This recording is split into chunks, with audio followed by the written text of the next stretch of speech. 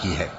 سو جس نے اللہ کے رستے میں مال دیا اور پرہیزگاری کی اور بہترین بات یعنی کلمہ توحید کو سچ جانا تو اس کو ہم آسان طریقے کی توفیق دیں گے، اور جس نے بخل کیا اور بے پرواہ بنا رہا اور بہترین بات کو جھوٹ سمجھا تو ہم اسے رفتہ رفتہ سختی میں پہنچا دیں گے،